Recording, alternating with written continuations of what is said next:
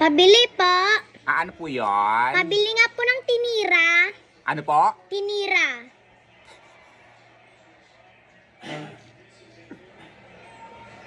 Aray ko. Ano binibili mo? Tinira po. Pinera? Tinira po. Tinidor? Tinira po. Ano binibili mo? Ano yun? Tinira nga po. Anong salita yun? Chinese, Japanese, Korean, Uzbekistan, Turkmenistan. Anong tininira mo? Tinira nga po.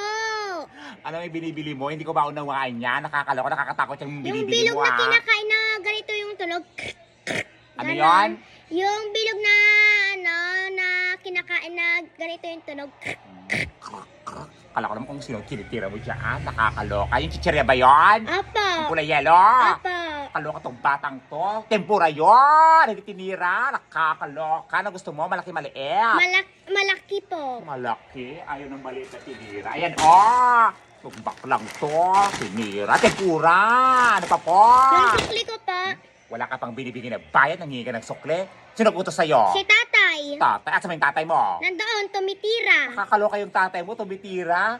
Yung batang to ha, kung ano mga binibini dito. Na minsan talaga yung mga binibini, minsan nakakapahamak sa buhay. Anong titira niya? Yung bola. Bola, basketball yan! Yung asan yung nanay mo? Nandoon din, tumitira. Ay, tumitira yung nanay mo? So yung tatay mo tsaka nanay mo nagtitirahan, ganon? Hindi, tumitira ng nanay ko ng bingo. Ay, bingo. Yung nanay mo talaga, sugarol no. Ikaw, saan ka tumitira? Ito sa bahay namin, tumitira. Sa bahay namin. Ano yon? Nakakaloka tong batang to, ikaw. Saan ka tumitira? Alangan, sa bahay namin. Sis, tinitira mo yung bahay ninyo? Nakakaloka. Pabili po ng, anong tawag mo dito? Tinira. Tinira. Tempura yun! Itong baklang chwa. Bakla ka, no? Hindi. Oh, bakla ka. Ikaw na, crush mo tatay ko. Kasi tatay mo? Noon yun. Pero matagal lang hindi na. Kasi natatanda mo sinabi mo sa akin noon na ipapapulis mo ako pagka crush ko yung tatay mo. Di sana ngayon mayaman na kayo. Itong baklang batang to, bakla ka, no? Hindi. Ay, sino crush mo? Wala. Uy, may crush ka. Wala. Oo, nabanggit mo sa akin Ikaw, nakaraan. si tatay. Noon nga yun, crush ko yung tatay mo. Kaso yung tatay mo, mahilig sa tinira. Nakakaloka. Sa'yo na nga yan. Yung batang to, inutusan ng tatay ng tinira, tumitira yung tatay. Nakakaloka. Labas ka.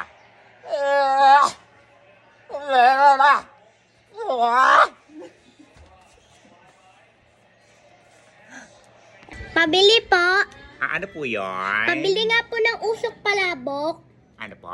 Usok palabok. Usok palabok? Opo. Usok palabok?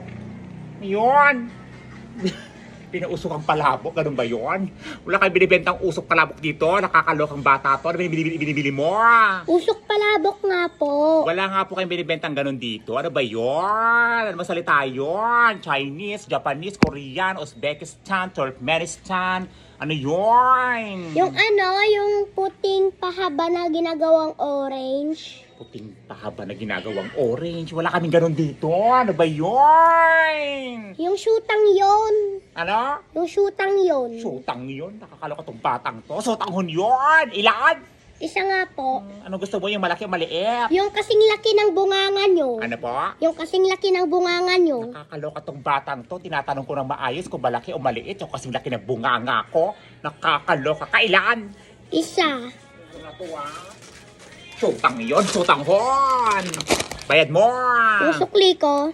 Sige, sukli. Wala ka pang binibigyan na bayad. Nangin ka ng sukli. Asa ba yung nanay mo? Nandoon, kumakain ng shootang yon. Kumakain ng sutang yun. Asa yung tatay mo? Nandoon, pinalayas. Ay, bakit? Kasi hindi nagluto ng shootang yon at hindi nakabili. Ay, nakakaloka yung Ng tatay. usok palabok. Eh, Ay. wala naman sa tindahan ng usok palabok. Kaya nga ako bumibili sa'yo kasi mayroon ka. Ay, kaya pala bumibili ng usok palabok kasi pinalayas tong nanay niya. Wala kasing binibentang ganun dito. Nakakaloka. Sa'yo na nga yan. Itong batang to, pabili-pabili, usok palabok. Sotanghon! Hindi sotang yun! Nakakaloka. Labas ka nga dito. Batang to, sotang yun. Sotanghon! Mo naman ang paraan, Mari. O, ilang taon na yung utang mo sa akin dito? 5,000 na, oh. Di ka ba makapag-antay? Tao po. Ano po yun? Uy, kumari. Baka naman, baka pwedeng maningil ng mga pautang sa'yo.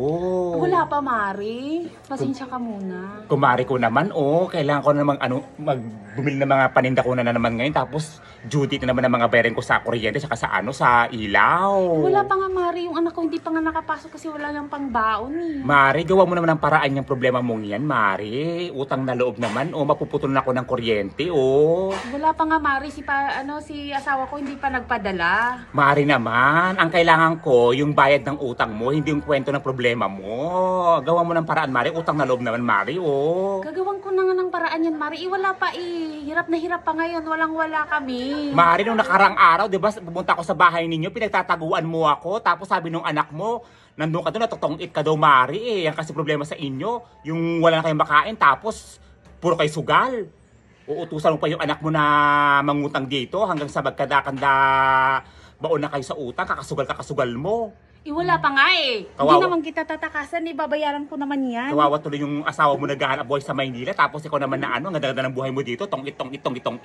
Puro kalinding, itong babaeng to, buhay mo talaga, puro sugal. Wala pa, Mari. Pasensya ka muna. Antay-antay lang. Tapos itong isang araw, nakita kita sa kabilang tindahan, doon ka bumili, tapos pag utang dito sa tindahan namin, itong babae na to ha, ang lakas ng loob mo ng ganyan-ganyan yung kami mga anak, nangigil talaga ako sa'yo. Buti sana ko yung mga tubo namin dito, ay lalaki, papiso-piso ng tubo namin dito, tapos utangin nyo na, tignan mo, Mari, ang dami-dami mga utang dito, ayan, ayan, ikaw ang pinakamahabang listahan talaga dito. Uutusan mo yung mga anak mo para mangutang dito, na mamakaawa, pero pag ikaw naman, pagbili sa kabilang tindahan, itong babae na to lahat na lang talaga, yung 10 anak mo, paisa-isa mo, iniutos na talaga dito. Wala nga pa, Mari eh. Magantay-antay ka. Mari Wala naman, pa gawa akong mo naman pera. ng paraan, Mari. Ilang taon na yung utang mo sa akin dito? 5,000 na, Di ka ba makapag-antay? Wala Mari. pa nga eh. Mari. Hindi naman kita tatakasan, Mari. Ano na tayo sa hindi tatakasan, Mari? Ilang taon na, ilang siglo na nakakaraan. Hihintay mo maging, dito, kalansay para magbayad ng utang mo? Buti pa yung taon natapos na, pero yung utang mo lang katapusan. Nakakaloka ka. Wala pa nga, Mari. Antay-antay ka lang. Puro ka antay, puro ka pangako. Yung pangako mo, puro napapako. Nakakaloka ka. Yung problema ng buhay mo, kinikwento mo sa akin. Hindi ko kailangan yun. Ang kailangan ko yung bayad ng utang mo. Hindi yung problema mo. Oo nga, Mari. Hindi ko naman nakakalimutan yung utang ko. Babayaran ko din yan. Hindi nakakalimutan. Hindi pa nagpadala yung asawa ko eh. Babayaran ko yan. Yung asawa mo, kawawa sa Maynila, trabaho ng trabaho. Nagkakanta kubak sa pagtatrabaho, samantala ikaw, ang ganda ng buhay mo. Kala mo, reyna ka. Itong babaeng to, ang sarap ng mga inuulam ninyo. Tapos yung asawa mo, kawawa doon sa Maynila. Itong yung mga anak mo na, pababayaan mo na. Wala pa nga eh. Magantay ka! Nakakaloka ka. Maghantay ka. Kailangan maghihintay kapag wala na akong buhay. Nakakaloka itong babaeng to. Utangera, sugalera, chismosa. Lahat na lang talaga ng problema sa buhay, nasa iyo na. Itong babaeng to, kwento-kwento ng problema mo. Ay naku, nagigigil ko itong babaeng. Nagigigil talaga ako. So, lumasa ka dito. Nakaka-high-blood ka Itong babaeng to, lahat na lang talaga, puro utang sa tindahan namin. Nakakaloka, nagninegosyo kayo para kumita, hindi para maging malugi. Itong babae na to, kapal-kapal ang mukha mo, nakakaloka. Lumas ka! Huwag ka na babalik dito, ha? Itong utangera. Kapal-kapal ang mukha mo.